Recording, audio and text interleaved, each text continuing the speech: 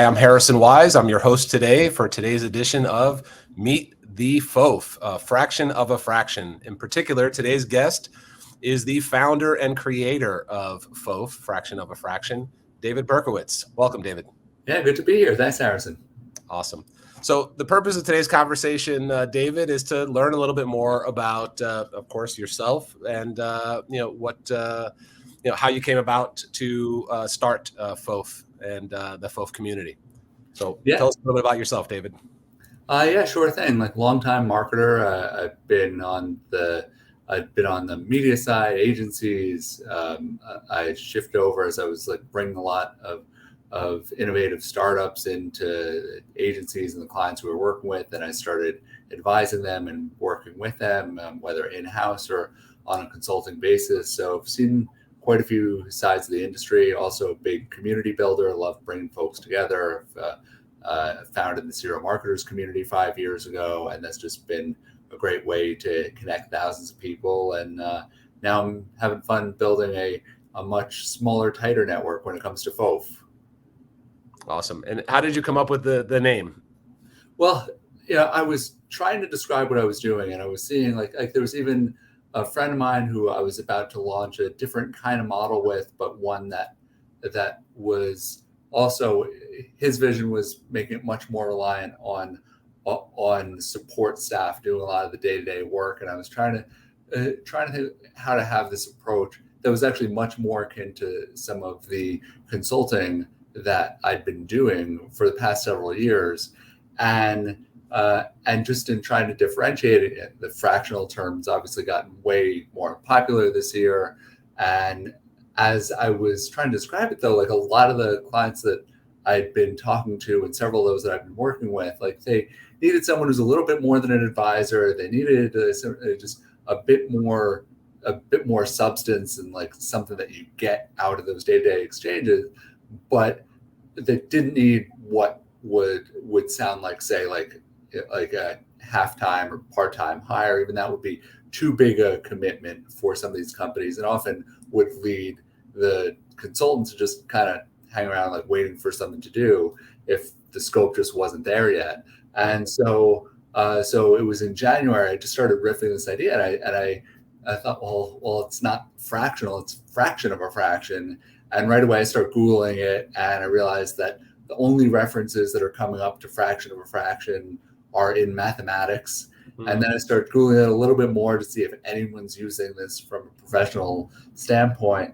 And it seemed like white space. So I was getting really excited about that. And then even just saying it aloud, right? Like FOAF, it was just a word with some personality to it. And so it's like, okay, let's just start banging out ideas for the website itself. I went really scrappy with this, put up a landing page, and the voice started, kind of writing itself, and with this copy like "stop foafing around," and those were literally the first words I wrote on the site. And I'm like, there's something different here to the voice. There's something different here to the model. Got to give this a shot. And now, then the big next challenge for me was, would there be other people, namely peers of mine, people I've known a while, who'd be up for operating under this model? And I'm sure you found a bunch. Well, first I talked to a couple folks like BL Achman and Laura Fitton, because I didn't even want to publicize the model until I knew that it wasn't just me. I'm always wary of just making something like the David Berkowitz show. And so, and I thought that this idea, first of all, was, would be stronger as a network. And secondly, one of the things that I was really hoping for that proved true was, like, even as I was starting to register a bunch of domain names as I was searching for stuff, then like I didn't want it to be a FOAF CMO deal. And so even though my network definitely skews disproportionately toward marketers, it's just, can there be folks there who'd come at this from like a COO perspective, a CRO, growth, HR, tech, product, and in this core group and some of the initial people who, once I did start spreading the word about it and people were looking to come in, then there was a pretty diverse array of skill sets, and even among marketers, right? Like,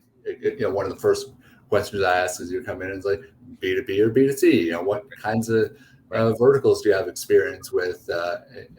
So how can we get diversity in every sense of the word, including just the kinds of work that people are excited about doing? Yeah. So I think, I would agree with the most people seem to align fractional with marketing specifically. That's the prevalent, areas of expertise. What are some of the skills and experiences that FOAF's fractional CXOs typically have? You mentioned a few, but what are, beyond marketing, what are some of the other disciplines that some of the FOAFers are strongest in? Well, I'm seeing like the revenue side, I think is really key. How marketers can learn from sales. I think it's just been something that, like, I always try to hang out with really sharp sales people and sales leaders in particular, because they're some of the ones I learned the most from, and that I've had to I've had to go and be in that role, especially as an entrepreneur.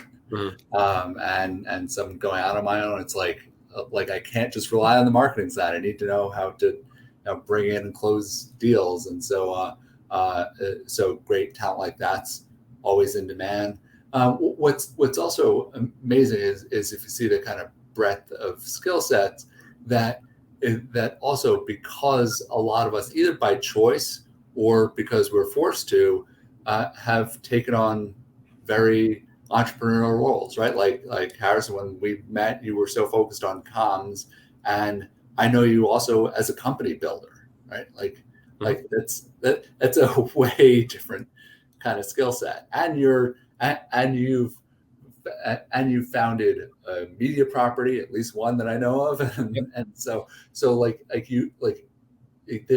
you're someone who could step in and help in a lot of different ways, because your experience is so vast, and it's like deep in a lot of different areas that all complement. I'm a Uber fofer, I think it sounds like. I'm Exactly. And so even now, as I'm trying to go and like get like the intake forms right for the FOAFers and everything, I was working on just narrowing it down to like what are your like top 3 CXO buckets, right? And I was talking to a fellow FOAFer, Chris Hewer, about this, because I'm like I don't want someone to select everything. I just want, like if we got to call you for something, we need that elevator pitch down pat. Right. Awesome. So staying on that thread, so the FOAFers that are in the network have a broad range of experience outside of just marketing. To your point, what is the vetting selection process for some of the fractional executives in the network? Well, at first, I was just so psyched to see who's coming forward, right? And so so a good chunk are people I know very well, like yourself. Like we started collaborating more than 20 years ago. Yeah, a long time. It's been a while. So if you don't mind me calling that out. No. But I had hair back then. I had hair. So then, but there are also some folks who heard about it just through some of the initial LinkedIn stuff. I'd like put this in a newsletter or two out there to start spreading the word about it, and I was really excited to see some people coming in who I've never met before, never heard of before. I want to be able to go and also benefit from people's networks that don't overlap too well. Mm-hmm. And so it's like, if I haven't met them, then I probably haven't met a lot of their people, and that's all the more appealing. And so some of it is really just, even on 15, 30-minute Zoom, like just doing that gut check, like, what's your experience like? But more importantly, the 2 biggest things I wind up looking for are, how excited are you as a potential FOAFer about this kind of approach, right? Because it's not for everyone, right? Not everyone wants to take really these scrappier kinds of assignments, these things that are more retainer based as a goal rather than project based, and things that like great. Like I love hearing like, hey, we like this. It's not for me. Like great. That's a very easy call to have. And then the other piece of it is how do you complement the group that's here? And so we've got around 30 FOAFers right now. And what's amazing to me is how many are very actively working on building out this model, contributing to it. There have been almost no decisions that have happened really like as FOAFs, as FOAF has brought this network together without a lot of member input and discussion. And so it doesn't mean everything's up for a vote, but but people are contributing a ton and really shaping this in ways where it's also really good to see. Well, it's like, okay, I had some idea on this as part of the model. Like, does that really make sense? And there are just so many great people to kind of gut check these ideas with and make sure that it's to the benefit of our clients and prospects, but also that this is like the way that we all want to operate. And so that's just also been amazing to see as we've come together. Awesome. So let's kind of start to straddle the fence from the side of the FOAF fence that we're on, and let's start to migrate over to kind of what the end user experience would look like. But before we kind of get all the way over to that side, from your point of view, what does a successful fractional hire look like, and how do you measure that? Well, I'd say a lot of it is that gut reaction, right? Like is this the kind of hire that you want to keep around for a while? Especially, one of the things we talk about a lot is filling leadership gaps, and that's most obvious on a lot of startups and growth mode companies, but it's also there are plenty of established businesses that just have some blind spots based on how their team is structured, and so having a FOAFer come in can help fill some of those gaps. So one is this someone you really want to have as part of your team for a while? There's an engagement I'm working on right now where I'd say one of the best metrics of success is that they've got a small management team, and I'm going to be part of their offsite coming up, and they wanted me as that like insider outsider who knows their business but can still provide some perspective as someone who most of the time is not focused on their business. Right. So for something like that, it's not like worked with them on some successful events, made some good intros for them. I think especially now, FOAFers judge for where and how they contribute to the bottom line, and that doesn't necessarily have to be directly tied to sales. Can you make something more operationally efficient? Can you like bring more top of funnel in? Can you help with just like getting more brand awareness out there? There are lots of different ways that can this just look better, right? Can it look more? Some of this like look and feel stuff. Can the content sound better? All these kinds of things that yes, then you could start to see, does the content also convert more people? And you could put some of those harder benchmarks on it. But that's also, I've said for a while now that the most important F is really flexibility. And so having FOAFers who are up for having a rough idea of the scope, but as you talk to the client one week to the next, the exact needs can vary, and the exact ways you can help them most are probably going to vary. So you don't want that scope too tight most of the time, and so I think that adaptability becomes a huge way to judge, is this the right fit? Is this the right kind of relationship and partnership? Gotcha. So staying on that theme as well. So what would you say the biggest misconception is that people have about fractional hires like this?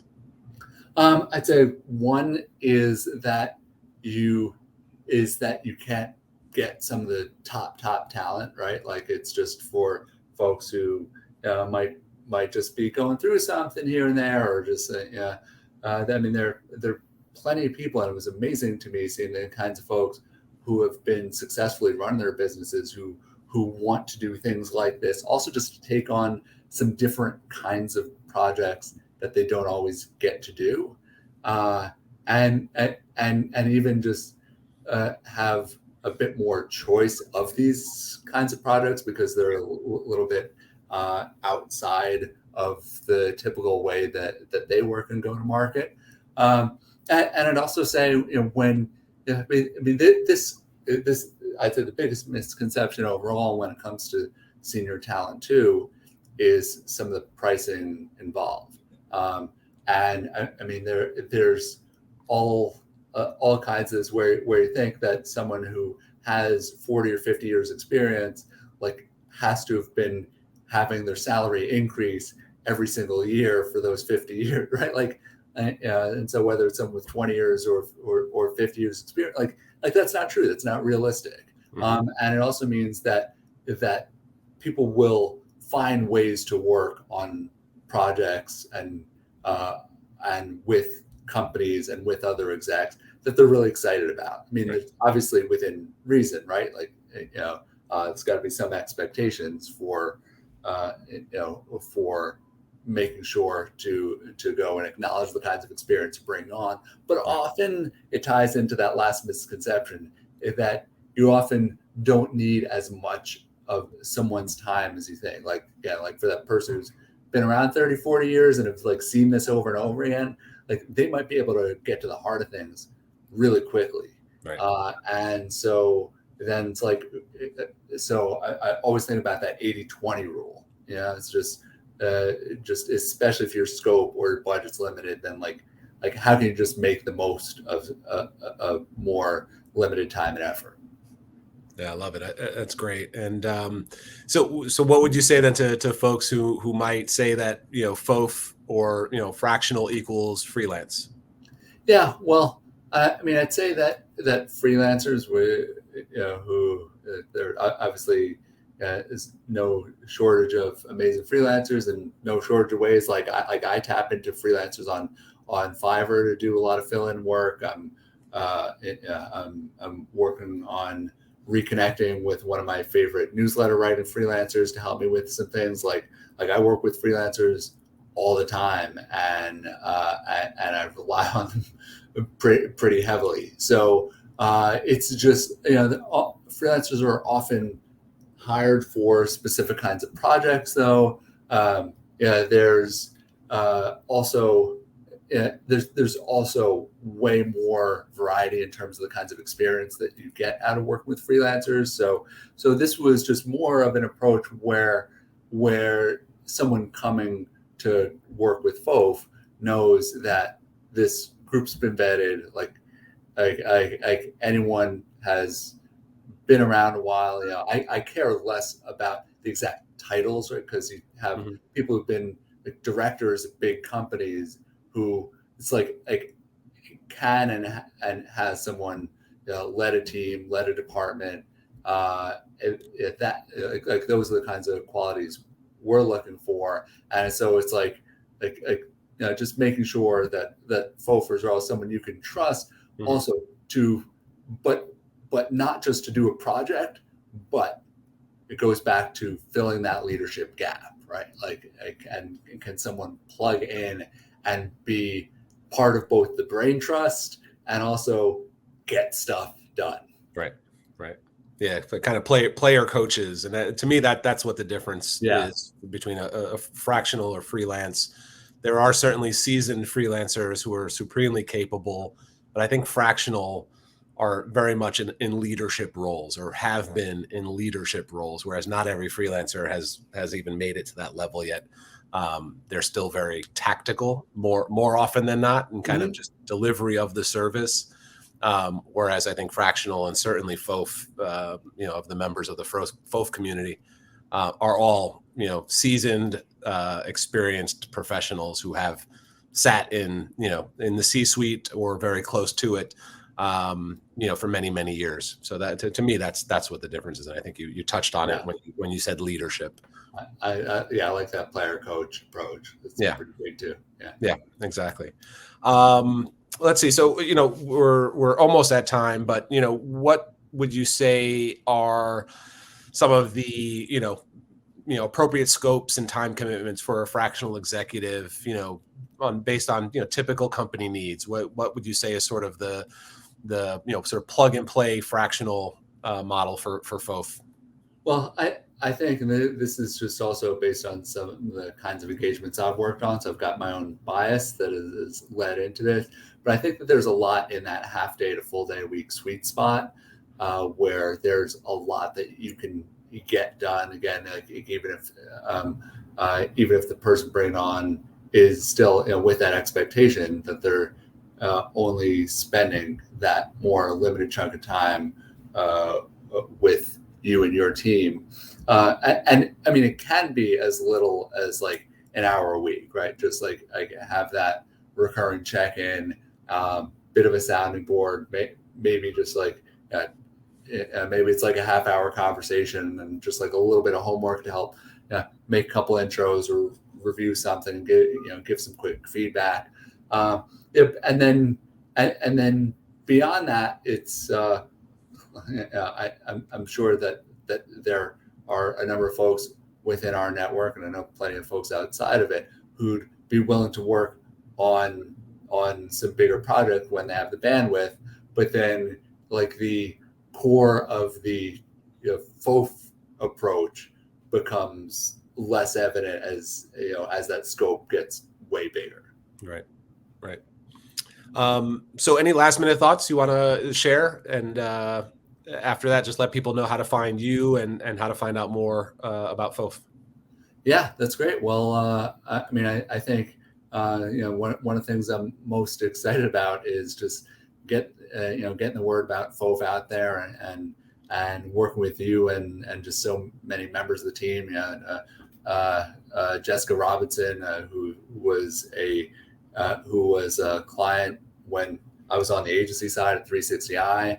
Like she's been so actively involved. There have been so many people who are just taking part and helping us like just set this up so that we can spread the word the right way, right? And all be on the same page, and just because this is a different model out there, and just excited to get this in front of more people and see